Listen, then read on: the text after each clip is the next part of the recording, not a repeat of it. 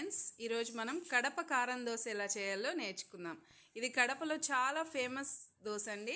చాలా బాగుంటుంది, ట్రై చేయండి ఒకసారి. ఈ దోశకి ఫస్ట్ ఎర్రకారం ప్రిపేర్ చేసుకుందాం. దానికి కావాల్సినవి ఉల్లిపాయలు, ఎండుమిరపకాయలు, 2 వెల్లుల్లి రెబ్బలు, ఇవన్నీ మిక్సీకి వేసి మెత్తగా పేస్ట్ చేసేసుకోవాలి.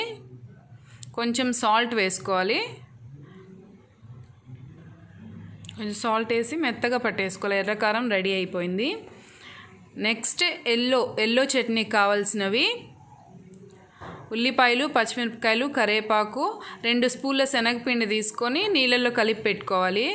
ఒక పాన్లో ఆయిల్ వేసుకొని దాంట్లో ఆవాలు చిటపటమన్నాక ఈ ఉల్లిపాయలు, పచ్చిమిరపకాయలు వేసేసుకొని కొంచెం ఫ్రై అవ్వాలి. కలర్ చేంజ్ అవ్వాల్సిన పని లేదు. కొంచెం కరివేపాకు వేసుకొని ఫ్రై అయ్యాక కొద్దిగా పసుపు,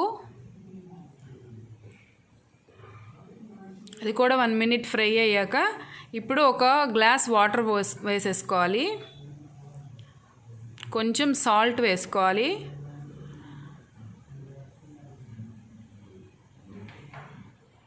ఈ వాటర్ బాగా బాయిల్ అయ్యాయి కదా, ఇప్పుడు మనం కలిపి పెట్టుకున్న శనగపిండి మిశ్రమం వేసేసుకోవాలి.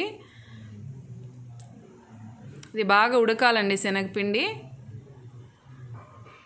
చూడండి ఫ్రెండ్స్, శనగపిండి బాగా ఉడికింది కదా, మనకు కలర్ చేంజ్ అయింది తెలుస్తుంది. మీకు అవసరం అనుకుంటే కొంచెం వాటర్ వేసుకుంటూ ఉడికించుకోవాలి. ఈ కన్సిస్టెన్సీ వచ్చేంత వరకు ఉడికించుకోవాలి. తర్వాత మళ్ళీ చల్లారే కొద్దీ గట్టిగా అయిపోతుంది. స్టవ్ ఆఫ్ చేసేస్తున్నాను. మనకు పప్పుల పొడి కావాలండి. దానికి పప్పుల పొడి, ఇది పుట్నాల పప్పు అంటారు. దాంట్లో కొంచెం సాల్ట్ వేసి మిక్సీకి పట్టేసుకోవాలి ఇలా పౌడర్ లాగా.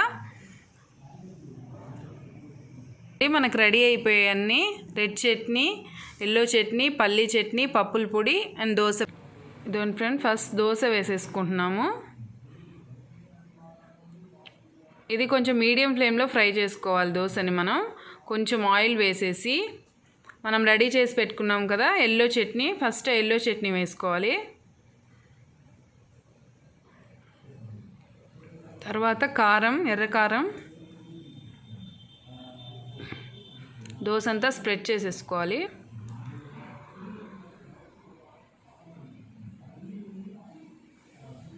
ఇప్పుడు పప్పుల పొడి వేసుకోవాలి. కొంచెం పప్పుల పొడి. నెక్స్ట్ కొంచెం నెయ్యి వేసుకోవాలి.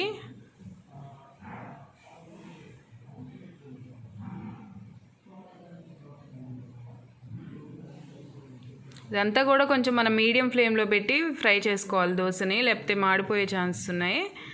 మీడియం ఫ్లేమ్లో పెట్టుకుంటే కొంచెం బాగా క్రిస్పీగా అలా వస్తుంది.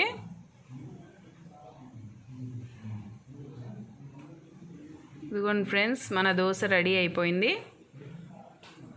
కడప కారం దోశ. నెక్స్ట్ మనం ఇంకొక దోశ, ఘీ కారం దోశ వేసుకుందాము. దానికి దోశ వేసేసుకొని కొంచెం ఆయిల్ వేసుకోవాలి. తర్వాత కారం,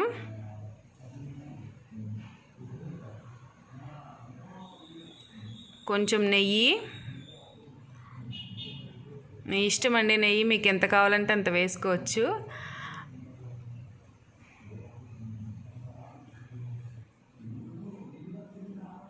దాన్ని బాగా స్ప్రెడ్ చేసేసుకొని కొంచెం పప్పుల పొడి జల్లేసి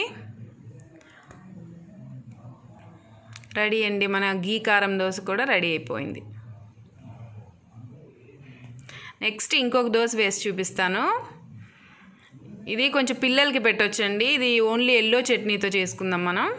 ఫస్ట్ నార్మల్గా దోశ వేసేసుకొని కొంచెం ఆయిల్ వేసుకొని మనం ప్రిపేర్ చేసి పెట్టుకున్నాం కదా ఎల్లో చట్నీ శనగపిండితో, అది వేయాలి. మీ ఇష్టం అండి, 1 స్పూన్ 2 స్పూన్ మీ టేస్ట్కి తగ్గట్టు వేసుకోండి. బాగా స్ప్రెడ్ చేసుకున్నాక కొంచెం పప్పుల పొడి వేసేసుకొని, ఇది పిల్లలకి బాగుంటుందండి. కొంచెం కారం తినలేరు అనుకున్నకి ఈ పిల్లలకి బాగుంటుంది ఇది.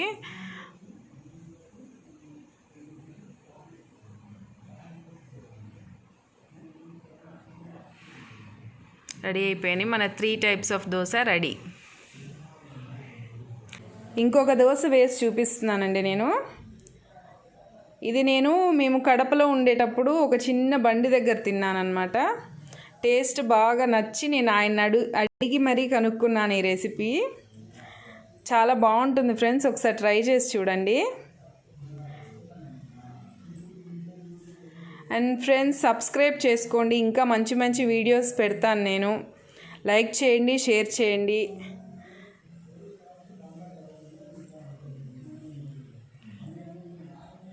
చూడండి రెడీ అయిపోయింది మన దోశ.